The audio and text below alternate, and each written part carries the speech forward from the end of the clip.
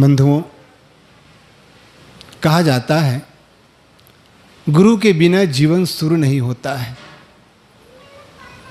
जाको सदगुरु ना मिला, व्याकुल दहु दिस धाय, आँख न सूझे बावरा, घर जरे घूर बुझाए।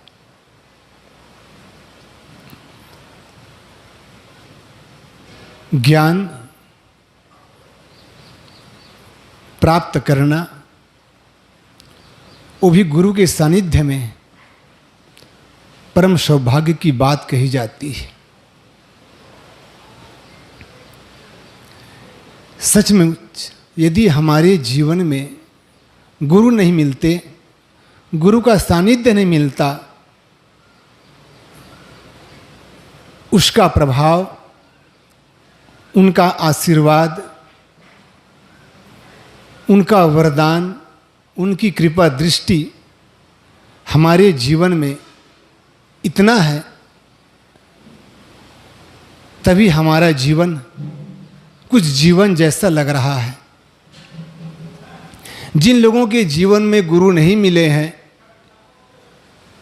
वो गुरु से वंचित है, आत्मज्ञान से वंचित है, उनको जीवन को देख लीजिए, उनका जीवन कैसा है। दुर्व्यसन से, फैशन से, अंधविश्वास से, अज्ञान से और संसार के विकारों में कितना उलझा हुआ है। प्रायः लोग जब इस आश्रम में आते हैं वो लोग जो गृहस्थ जीवन में प्रवेश कर चुके हैं, चाहे वो स्त्री हो चाहे वो पुरुष हो, जब संतों के ज्ञान, गुरुजी के ज्ञान सुनते हैं, तब अधिकतम लोग कहते हैं, साहब यदि हमें पहला ऐसा ज्ञान मिल जाता तो हम संसार में नहीं पड़ते हैं। उनका अनुभव है, आज मिल रहा है, आज संतों का सानिध्य मिला हुआ है, गुरु ज्ञान मिला हुआ है। यदि ये ज्ञान पहले से मिलता तो हमारा जीवन कुछ और होता। आज तक हम सब अज्ञान के कुएं में पड़े रहे, ऐसा उनका अनुभव है। हम सबका भी अनुभव है, जब से ज्ञान मिला, जब से संतों का सानिध्य मिला, अब का जीवन देखिए और पहले का जीवन कैसे था। यह जो जिनको ज्ञान नहीं मिला है, जिनको संतों का सानिध्य नहीं मिला हुआ है, उनका जीवन कैसे जीवन जी रहे हैं, वो सबका अनुभव है। जिसके घर में दीपक जल रहा है और जिसके घर अंधेरा से भरा हुआ है, क्या दोनों की जीवन में अंतर नहीं लगता है? एक सहज उदाहरण है, हमारे घर में प्रकाश है, बिजली जल रही है, दूसरे के घर में बिजली नहीं है, उसको जीवन जीने में कैसा लग रहा है? अंधेरा अंधेरा महसूस हो रहा है, कोई वस्तु दिखाई नहीं पड़ रही है। और जिसके घर में प्रकाश है, जिसके घर में दीपक जल रहा है, बिजली जल रही है, वो कितना सुंदर जीवन जी रहे हैं। बिजली है तो पंखे भी चला रहे हैं, गर्मी है कूलर भी चला रहे हैं, एसी भी चला रहे हैं, और प्रकाश से अपना जीवन गुजर कर रहे हैं। कितना उसको आनंद का अनुभव हो रहा है। और जो अंधेरा में बैठा हुआ है, उसका जीवन कैसे लग रहा है? ठीक उसी प्रकार से एक सहज उदाहरण है। हमारा परम सौभाग्य है, संतों का सानिध्य मिला, गुरुजनों का उनके शरण चरण मिले।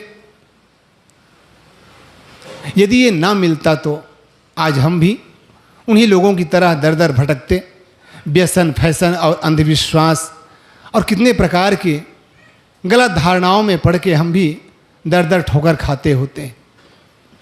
इसलिए मानव जीवन सद्गुरु मिलन, मोक्षम इच्छा होए, दुर्लभ तीनों परम है, पाए सुयोग न खोए।